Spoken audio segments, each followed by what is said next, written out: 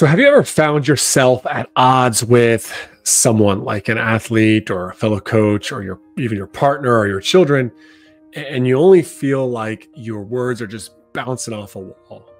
Well, today we're going to explore a technique that not only breaks down those walls, but builds bridges, builds connection, right? And understanding and trust in those relationships. Now, let me share a quick story with you that might sound familiar. It's around the conversation of playing time, which there's many difficult conversations and a lot of emotions, and coaches just don't feel like their message is getting through to their athletes. So, a college coach that I coach was in a difficult follow-up conversation with a senior athlete midway through their season. The coach had communicated the player's role and why he wouldn't be starting. Still, the player was very emotional and adamant that they should be playing, finding every possible argument to be on the field. Now, many of us might have responded with a frustration, with frustration or more of a logical defense, but this coach, he took a different approach. Instead of continuing to argue, he paused and just validated his athlete's feelings. He simply said, hey, you really want to be on the field this season. It's your season. You've busted your ass for 4 years to earn the starting spot, and it's hard to have an underclassman playing over you. Now, that simple acknowledgement turned the situation around. Like, the athlete felt heard, and without any further argument, he just said, yeah, that's right, coach. Thanks for listening. And then he walked out the door, and the coach didn't have another follow-up conversation around that player's role the rest of the season. And the player, while they didn't seem super pleased with their role, they were bought in and embraced it. Now, at the end of the season, this is the cool part of the story. In the exit interviews, that athlete shared back with the coach how that conversation was really important to him. He said, I felt like you got me, that you cared about me, not just cared about being right. That you cared about me, not just being about being right. So what exactly is validation? Well, that coach did a heck of a job of it. It's more than just agreeing with someone. It's about showing them their feelings and their perspective matter, even if you don't share those perspectives and feelings. This approach is particularly powerful in emotionally charged situations, whether you're dealing with a stubborn child, a frustrated athlete, a disgruntled assistant coach, or that crazy irate sports parent. Validation, it doesn't mean that we're condoning bad behavior, or a bad attitude, or even poor decisions. Rather, validation, it's just about creating a space where the other person feels understood, which often opens the door to better communication and problem solving. Now, here's the catch. Many people think that they're validating when they're actually doing the very opposite. Like, we're so quick to jump quickly into problem solving, right? Saying things like, hey, I understand, but here's what you should do, right? Like, real validation requires patience. I remember hearing this metaphor. It's like putting on a balm and letting it soothe before moving forward. Now, in this episode, we're going to discuss practical tips for validating others effectively, in particular today's athletes. But you'll also be able to make some other connections to coworkers, family members, and friends. So it's very powerful way to express care and love for others. We're going to explore how to listen, reflect, and verbalize the unspoken, and why these skills are crucial for healthier relationships and more buy-in to your team. Welcome to the Coaching Culture Podcast. My name is JP Nerman. I'm joined by my co-hosts Nate Sanderson and Betsy Butter. Our mission here is simple. We want to help coaches become better leaders and build better team cultures. If you're interested in learning more about our work as leadership coaches and facilitators, or if you want to explore our online courses and books, head over to tocculture.com and betsybutterick.com. While you're at tocculture.com, don't forget to subscribe to our weekly newsletter. It's packed with the notes from each podcast episode, our latest articles, and practical culture building tips. We'd also love for you to share this podcast with a friend or colleague in leadership or coaching. But don't just stop there. Have a conversation with them about what you heard. That's one of the most impactful ways to spread our message. We're not just looking to grow our audience. We want to inspire real discussions in your clubs, athletic departments, and coaching staffs. Today, our topic of conversation is one that comes up, I'll say often within coaching, and yet infrequently, because I think it's so ingrained in what we are trained to do as coaches. We are trained to assess and find out where the challenges or sticking points are, and then to fix certain things.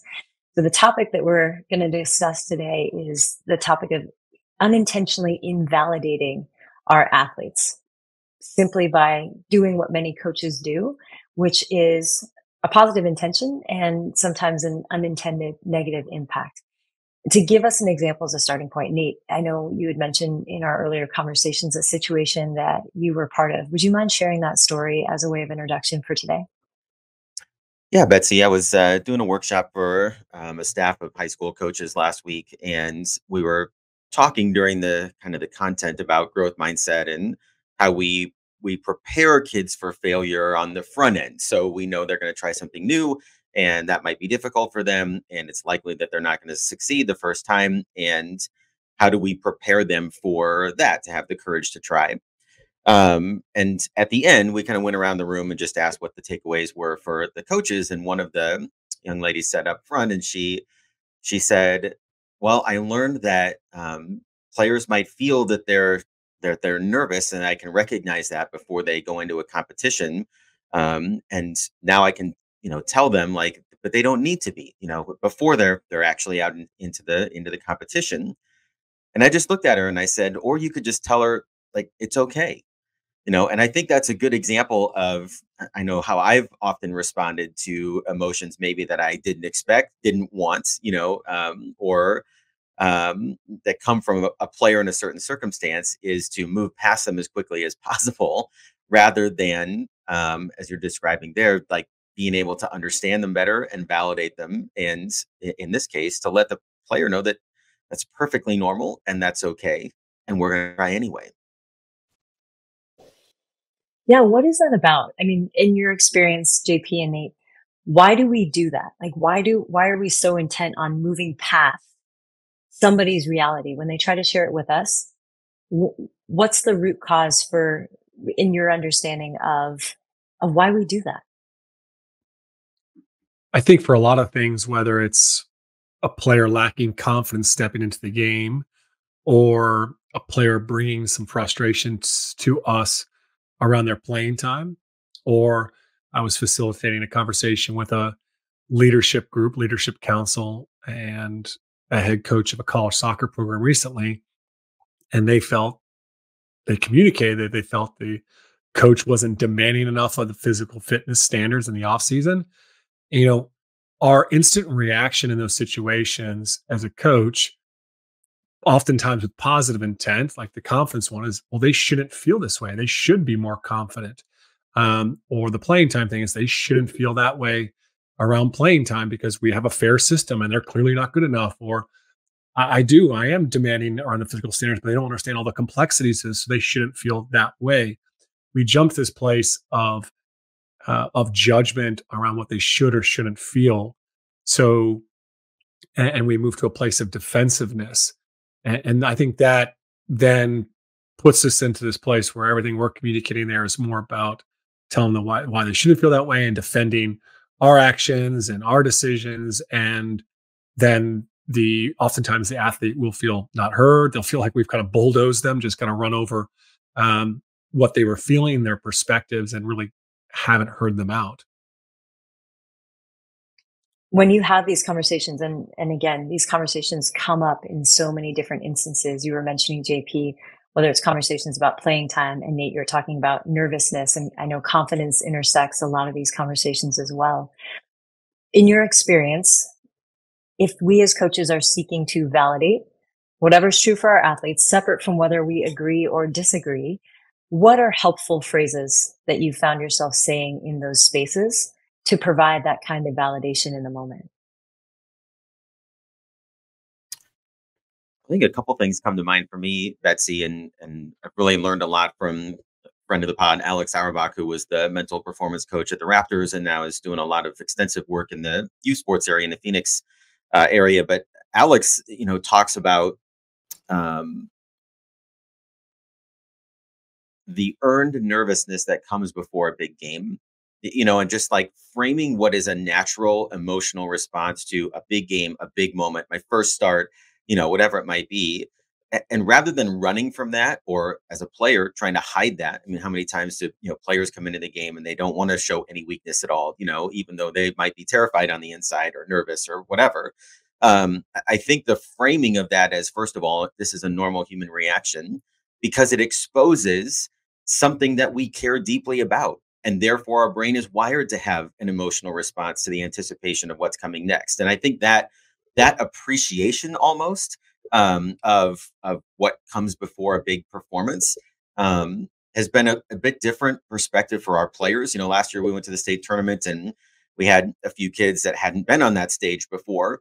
And, we talked about how the privilege of earning the nervousness before that first game, and how many, there's 380 teams in the state of Iowa that would have loved to be in that place, feeling those same emotions, 20 minutes before the game. And what an honor that is. And now all of a sudden, just the perspective of that it's been earned, and it's a privilege to be able to feel this way before this moment, I think has been good for us, at least in that context. I like what Nate's offering there from a reframing perspective, you know, helping athletes in that way to acknowledge that, reframe how they're even their view of what they're feeling. I guess I'd lean on you here too, Betsy, because I think this is some area of your expertise. I look at my conversations with athletes where I've probably invalidated how they felt over the years. We've mentioned a few of them: the playing time, the confidence to step on the court or the field to play well there. I would also even say where they felt disconnected from the group or they felt the standards were too high. My instant reaction is oftentimes as a coach, and I know a lot of other coaches are this. Well, that's their problem. They're soft. I have a hard time coming up with the right way to, listen to that, because I instantly go into place. Well, this is just the way it is, right? Like, life is hard. Life is difficult. You're not always going to feel, super connected to the group. So, I mean, from your experience, what are the things that coaches really need to be leaning in and how they need to be responding to athletes? Yeah, and this is where it gets really tricky, right? Because you're trying to manage a multitude of things. And as a coach or the leader of a program, we could argue that is part of your responsibility. And as humans, this is a big challenge. Oftentimes, it first requires that the coach is aware of what their immediate response is, or maybe even what some of their triggers are. When you talk about emotions or nervousness, and I'm thinking about a conversation I had a while back with an athlete. I'd observed training and they came over afterwards and asked if they could talk with me. And we took a walk, and this athlete became emotional during our conversation. And then at the end, they asked, do I look okay? I don't want the coaches to know that, I'm upset. When in reality, the thing that we were talking about was so important and very natural and an emergent part of their experience. Part of me was like, I hope your coaches know that you care this much about that. And I share that to say, I think part of the work to be done, if we are going to be better able to validate our athletes in their experience in the moment, is to first create an awareness of what is our initial response to, whether it's tears or big emotions or nervousness. Like, if our response is ever to shut down or dismiss something, that's a starting point for curiosity. What's that about? Because there's often a judgment there. And I know in conversation, there's a certain word, JP, that you mentioned that's come up a lot, is our invalidating moments with our athletes are often involving the word should or shouldn't. You shouldn't feel that way. Or I don't think they should feel this way because of what I know. And so I'm going to say this thing to them. So I think what's helpful often for coaches as a starting point is to create an awareness around what's my initial response. And if it's something involving shutting down or dismissing, what's that about for you individually, before we can start to explore how could I actually help this athlete in real time? Yeah, I think it's really understanding that, like you touched on there, what's coming up for me, and then being able to move away from that and get curious. I was actually speaking to 30 something athletes in at a school recently last week, and we were talking about coaches showing favoritism. This was something that they said was an issue with coaches at their school. And I asked, well, how do they show favoritism? And one player, raises her hand and she says, well, they they like certain player, they place more player certain players more than others. I'm like, oh, okay. And because they, tell me more about that, right? Like instantly, I know coaches are just like chuckling, going, well, the thing that I used to tell players, well, of course I have my favorites. So the ones that work hard, you show up, have a good attitude, do all these types of things. But I was more curious in that moment of what is actually going on that she feels this way, that coaches have favoritism, and the favoritism is expressed by playing time. Like there's something going on here that this person can teach me. That's really easy for me to do because my coaching identity is not at stake in this conversation, right? And it's a lot more difficult. But I think for coaches, you have to be able to shift that perspective of, okay, this isn't about me being right or me being wrong. This is about this person has something they can teach me. And maybe it is something that I can get better at when it comes to how I make decisions or how I treat players on my team. At a minimum, you have something where you can learn from that player around what is causing her to feel that way, that you might be able to help her to take a different perspective. But if we come in and we just try to come in with strategies of listening so that our players feel heard, so that we can then turn around and come back with an argument that, well, they now feel heard. So now I can go make my argument for why they shouldn't feel that way or why I did this thing I did. Then I think we'll really miss the opportunity for learning and connection here.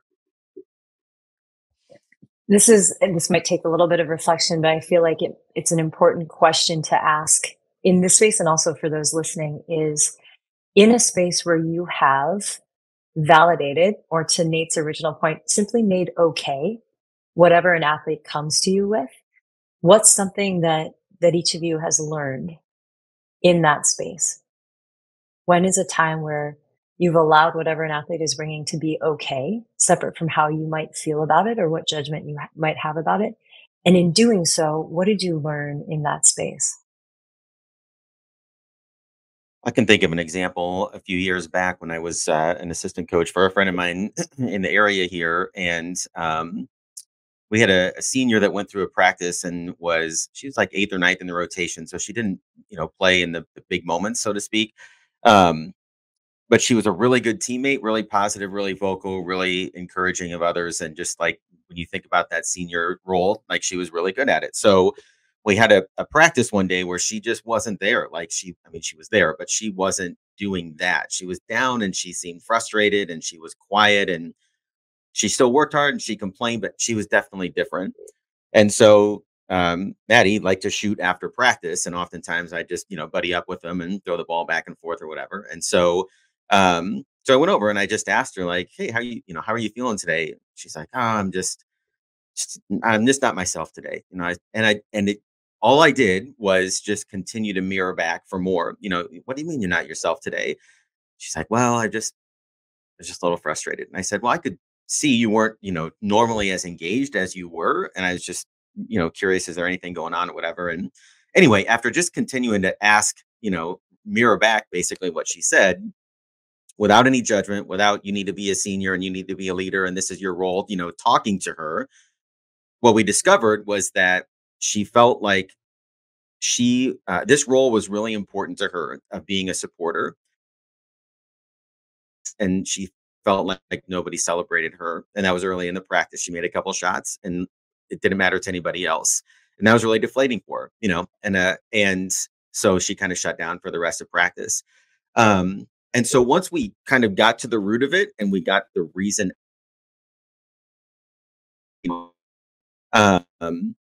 she was all of a sudden open a little bit more to some very gentle coaching, and all I said to her at that moment was, now that I understood it better, is I just said, Maddie, what you do is great. And it, affirmed all the things that she did for the team and how she made other players better because she knows what that feels like when somebody's celebrated.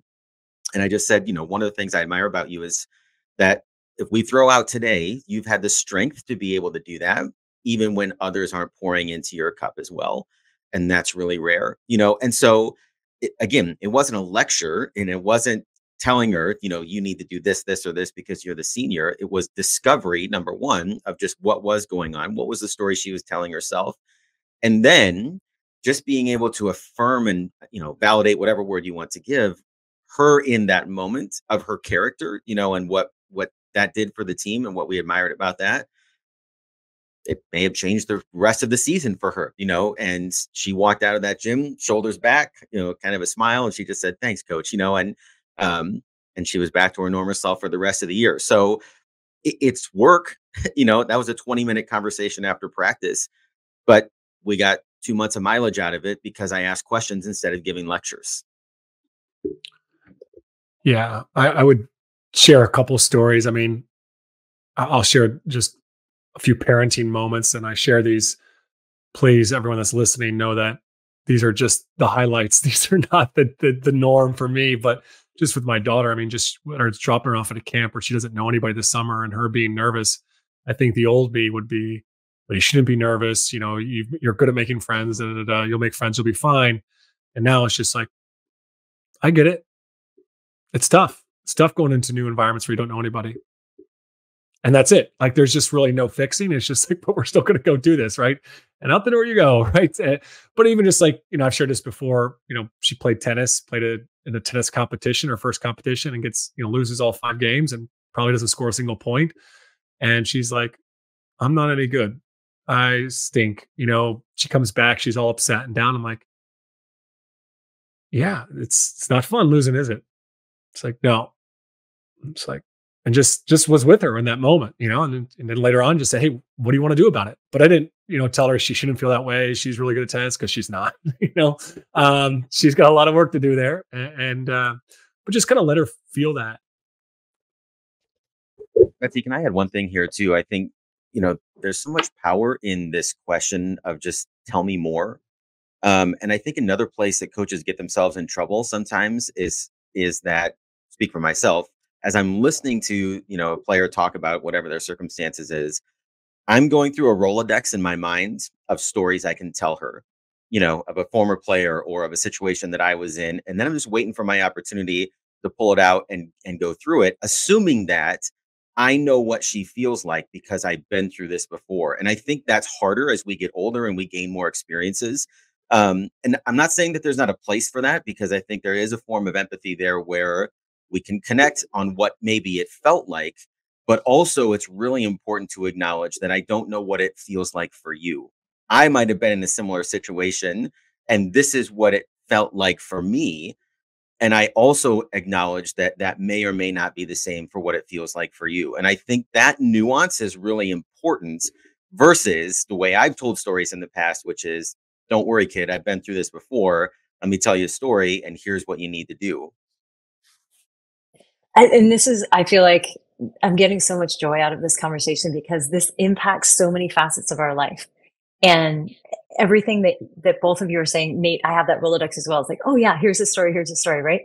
Part of the challenge, I think, for us as coaches is because it is embedded in what we do, that we problem solve, that we often do the same thing in these conversations, even when we don't get defensive, and we do it for really good intentions.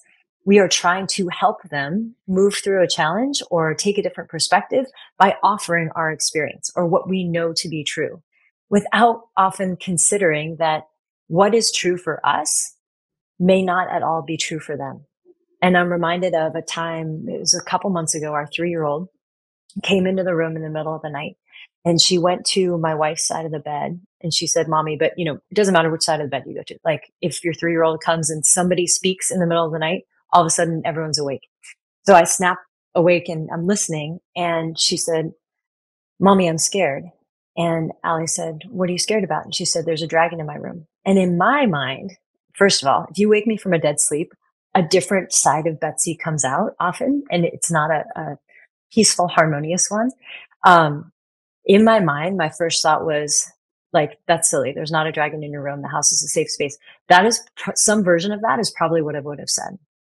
And what I was amazed by, especially because it happened from dead sleep to awake, was Allie said, like, it can be really scary to think there's something in your room. Do you want to go check it out together? And Sattler's like, yeah. And so they walked down the hall. They got the flashlight that's in her room. They checked in her closet. They looked, behind the dresser and the rocking chair and whatnot, and showed her that there were no dragons in the room, and then tucked her back in and came back in. And then she was fine. But it would have been a totally different experience because I, at 41, know that there are no dragons in her room. She at 3 does not yet know that that is the truth. And her reality is her truth. And what Allie did was quite literally shine a light into the darkness of doubt that our 3-year-old had. And I was like, wow, you are such a better parent than I am, but like, this is the opportunity that we have with athletes, especially when we pause to validate their experience separate from our own. And that's the big challenge is first, can we separate that what they are experiencing is their experience, whether we agree or not, whether we have thoughts about it or not, like it's their experience. And how do we let that be their experience and then help them explore it to see what insights are available for them or for us instead of moving so quickly into action.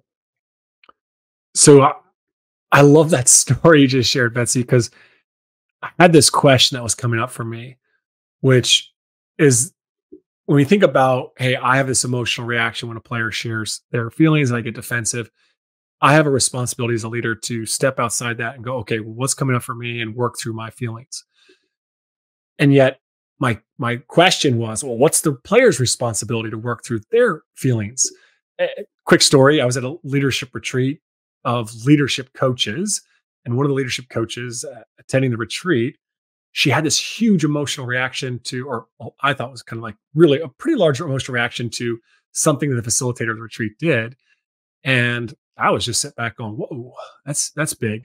But I was actually blown away by this woman who's in her late 50s that how she responded to that. I actually saw over the course of like 15 to 30 minutes, her step back and go, hey, I appreciate everybody let me share that. I don't expect anybody to do with that. This is something for me to work through. And then I just got to see her over the course of this weekend, this retreat, work through those emotions. I'm like, that's awesome. Like it was such a powerful example of someone that had a strong trigger, work through that. And she was vulnerable, open. It was just a really cool experience for me. And that's where I like want to be as a person. That's where I want my athletes to be. But it's like, but they're not there. And to your point, it's like what you shared in that story with Allie and your daughter is like, it wasn't like, well, you got to figure it out. It's like, hey, let me work through this with you. Let me coach you to how this fear that you're experiencing, this irrational fear. And it's often, I think, the struggle for us, and I even Nate, your story there, the struggle for us as coaches is it's often can feel inconvenient. It took a 20-minute conversation. It took, interruption of the sleep, right? Like it feels inconvenient because I have to give time to this for them to figure out something, right? And we just want them to have it figured out. Like we want them to be at that place, but this is actually coaching, right? Like we have to coach them through help validating those feelings, but also them being able to step back and be able to work through their feelings as well too. Am I right in that? I would say yes. And for me, it brings up another question, which is what happens when we don't have the time? Because that's a real constraint for many coaches. Like an athlete brings something to us right before they're supposed to be stepping onto the floor or right before they're entering a competition. And we don't have the luxury of 20 minutes, let alone 5 sometimes. And Nate, you mentioned before, like, tell me more, how helpful that phrase can be. Sometimes we don't have time for that conversation. So what have you found to be helpful in terms of validation in that space when time is a very real constraint? And one thing that comes to mind for me is kind of, you mentioned before, JP, like you were saying to your daughter about going to a new camp. It's like, okay, yeah. And the phrase for me is like, let's see what happens. Let's try and see what happens, right? Even though it's a let's, even though they're doing the thing and I'm not as a coach doing it with them, but to let them know I'll be right here as you do it and we're going to give it a try. So that's what comes up for me, but I'm really curious to know, what have you found to be helpful in those moments when time is a real constraint? We don't have the luxury of those lengthy validating conversations that we might otherwise want to have. Well, I think one thing we've done is just put it on the calendar. I remember a year ago, our first week of practice, usually I'll send out a text, halfway through the week and just ask individual kids, how are things going? And one of our players said, I'm really enjoying practice. I don't really feel like I'm getting a shot right now, but I'm still trying to work hard. In my mind, I'm thinking, kid, you're almost in the starting lineup here. Like I don't know what we haven't communicated in terms of how you're playing, but I certainly don't want to have that conversation over text message. You know what I mean? At 7:30 at night or whatever. So I just said, hey, let's touch base, 10 minutes before practice tomorrow. and that was it, and so I think sometimes there is this feeling like we have to deal with it right now. And I do think that there is value in both for the player, or we do this with our own kids, like Adelaide had to get some shots, to go back to school this week. And she dreaded that for, 3 or 4 days once she learned that that was coming. And we would just go back to, well, it's not today. And so let's postpone that worry and that nervousness for Thursday. Now, Thursday was a day in and of itself after putting it off for for 4 days and letting it build up. But I do think there's some peace of mind that comes knowing, okay, we are going to talk about this, or we will make time for this, but maybe this moment isn't the right one to give it the attention that it needs. Yeah, I don't necessarily know I have great solutions in this one, because I just know when time is a constraint for me, it really is triggering for me. It's extra challenging to work with people through those emotions. And so I love what you threw out there of like, let's see how this goes. And I think some of the validating statements of just like you have shared earlier of just, I hear you, that's okay. Like those types of phrases where we're not necessarily having to feel like we're fixing it, but we're not disregarding that, I think are really, really important. I think from a practice setting, like you could have an athlete that's really struggling, checking, out. And yet the reality is like there's work to be done, right? You can't just stop what you're doing in a practice setting and address that. And so using those phrases and saying, "Hey, I hear you, I feel you," or I want to learn more, but right now we may not have the time to do that. But I'm open to having another conversation to learn more about what you're feeling and understand and work with you um, later on. And so I think sometimes just tabling that. But I think so often for me, I'm a fixer. Like if I have a situations, if I'm in a situation and someone's feeling a way that's not helpful for them, or it's negative, right? In that moment, I want to fix it right then and there. And I think there could be something of just validating, but letting them also just sit in that, right? Like we're not going to fix that right away.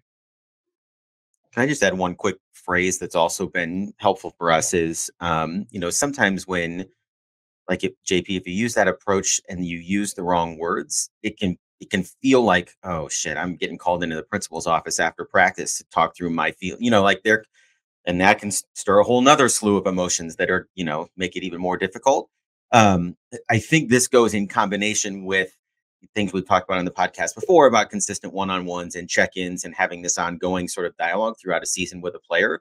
But just noticing something is off and then saying, hey, you got time to catch up, either after practice or tomorrow, of just like, because the reality is we probably haven't talked for a week or two. And so I really don't necessarily know what's going on. I just see something's different. But that's normal for us, to catch up. Or I'll send a text to a kid that, hey, catch me up on how life is going or whatever. Like that phrase is very disarming and it's become very normal.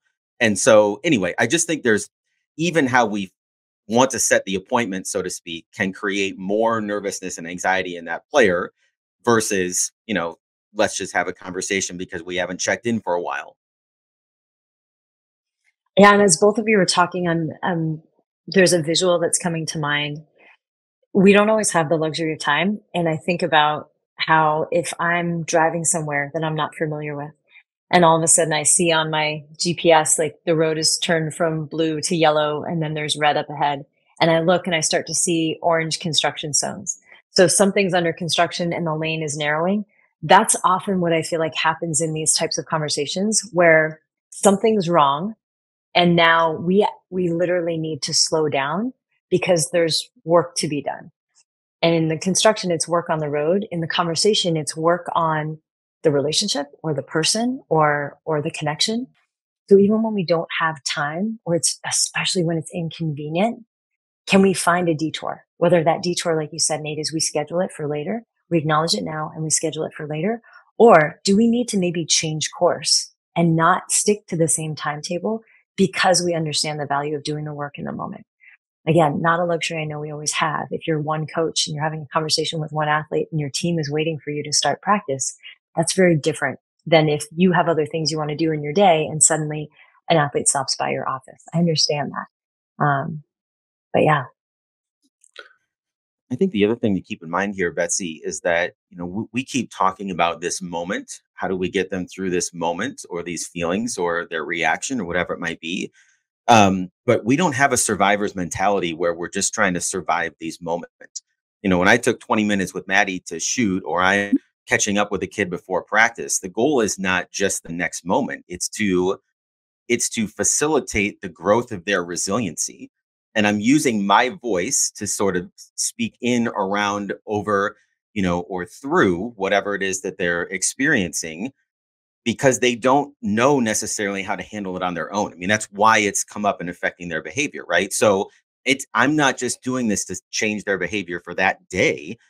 I'm trying to do it in a way that models for them, or that imparts to them a mindset or a strategy, or a perspective that allows them to handle this emotion the next time that they experience it as well. And so I think there's an important perspective on that, in terms of what we are trying to really accomplish here is not just that short-term gain, it's the long-term skill development of that player as well. 100%. And I mean, the emotional awareness, the emotional regulation. Um, I love that contribution, Nate, because I think that, again, coaches, educators, when we are fixated on this moment and what has to happen now, sometimes we miss the opportunity to teach in a way that is for lifelong learning and development. As you were talking, Nate, the Rolodex was spinning, and a recent conversation I had with an athlete, they called seeking advice, and they were very explicit in their text message about the situation and the conversation that they hoped to have with me, so that they could get next steps to move forward in a situation they were having with a teammate. And so this individual was very like fact-based, data focused, wanted to be really respectful of my time because it was an immediate, emergent situation. And at some point, I paused in our fixing conversation and said, "Hey, I just want to point out, like, this is really hard. Hard was not the word I used, but like, this is a blank situation, right?"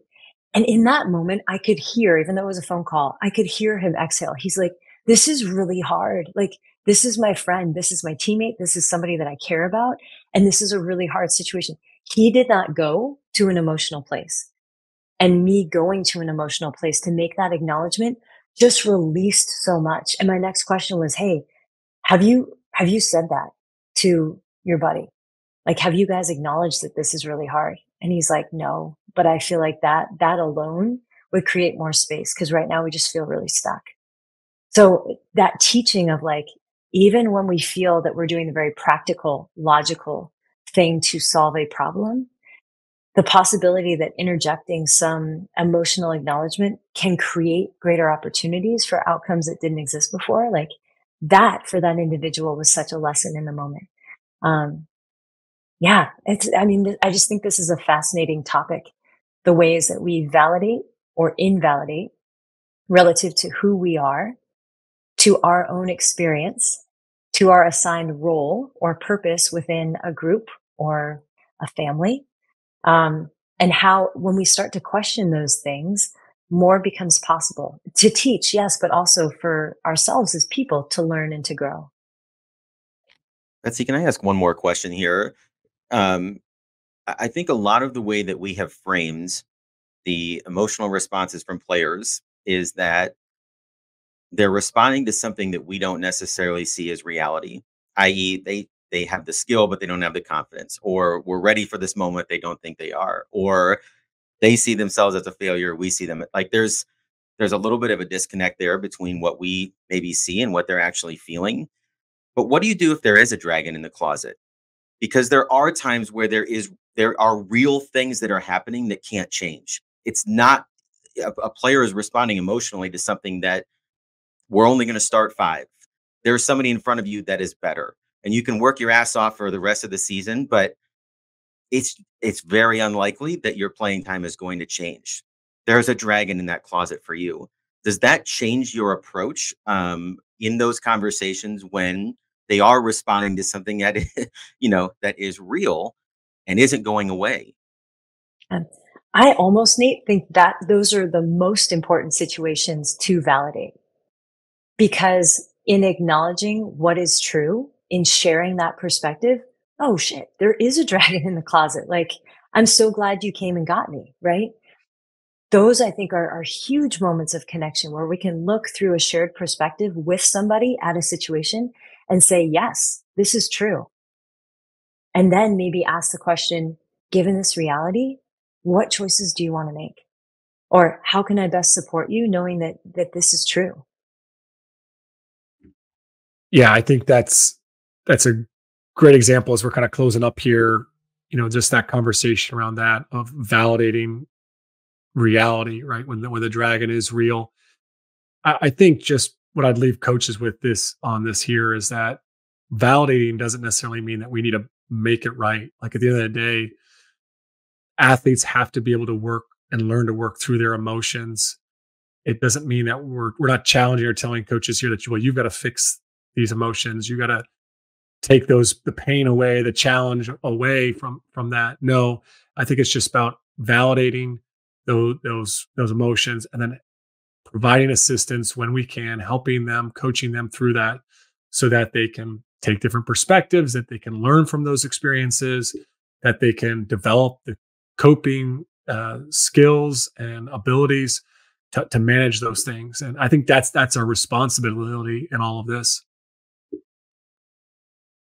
JP, when I think back to the start of this conversation, one of the first questions Betsy asked was, why is this hard for coaches, or why don't we invest the time? I think for me, number one, I'm conflict averse. No surprise there. But also, I think from a coaching perspective, until maybe the last few years, um, it doesn't. Those emotions are not productive for performance, and therefore, I was dismissive of them in athletes, right? And so, the idea was to get through them so we could get back to putting the ball in the basket.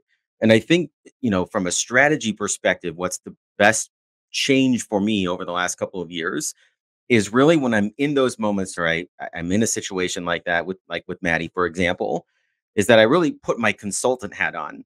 I got to do a focus group with athletes a couple weeks ago for one of our consulting gigs, and just sitting in the room with a dozen athletes and having the freedom to ask questions to help me understand without any pressure to fix the problem in that conversation uh, was really freeing. Where I could ask, what does that mean to you? And tell me what that looks like. And just clarifying questions to get a better understanding. In my mind, I'm like, that coach shouldn't be doing that, or you're wrong on this. But I don't have to do any of that stuff. It's just an exploration, right? And for better understanding. And so I think sometimes we have to have that hat that we can tuck on every once in a while. We're just going into it almost as though it's not our issue, but we're trying to learn it and better understand it. And then from that point, hopefully be able to figure out what's the root of what's really going on here. Because until we get to that, it's going to resurface, right? It's going to keep coming up. But that perspective has been really helpful for me. I love this. And again, thank you both for such a rich conversation around a really important topic. I think for me, closing thoughts involve oftentimes when I talk with people about validation and how it shows up in their lives, there's this idea that in order to validate, I also need to agree. Like if I disagree, I can't validate. Or invalidating, what I'm unintentionally saying is that I agree and that's not true for me. And I think this is a really important piece to take away is we can validate without agreeing. And that validation does not also mean agreement. It may be our biggest opportunity to validate in spaces where we disagree, because then we've opened the door to start to explore what's true. And I was talking with a coach recently, and a phrase he dropped into the conversation was, because friction creates traction, right? And it wasn't a phrase I'd heard before. It's absolutely a phrase I've leaned into recently in terms of, like when things are tense or tight or there's friction between two people or within a team or organization, that is often the signal of an opportunity is here to create forward movement. Friction creates traction. And so when we feel the need to, dismiss or disagree or state why we're right and they should or shouldn't feel this way, that's an opportunity to pause and to use that friction as a starting point to create greater traction in the relationship, to create a greater understanding with that individual so that we can do better quality work together moving forward. So I'm really thankful we got to have this conversation. Thanks, guys. And Bet, can I just add something? I'm sorry. And Betsy, at the end of the day, when you use that word validate, I think about parking at the mall. You have to get your parking validated, right? And all that ticket says is you were here. And in a sense, that's really what we're talking about here. The athlete, you were in that moment, and we're recognizing that. And there's more power in that, I think, than what we realize as coaches. 100%, Nate. And I've used that same example. It's like all it says is you were here. It doesn't say what you ate at the restaurant. It doesn't say what you talked about. It doesn't say what you did. It doesn't say what you tipped. It just says you were here. So can we stamp our athletes' parking passes and validate that they're here? Yeah, I love that. Thank you. All right, that's it for today's episode. In the podcast notes to this episode, we're going to share a little article, great little article from the Harvard Business Review on this very subject of validation. So be sure to check out those notes this week. Thanks also for listening to the podcast. As always, don't forget to share this episode with your fellow coaches and have a conversation with them. Share your experiences, share your frustrations around this topic and ways you see that you could apply some of the strategies that we discussed today.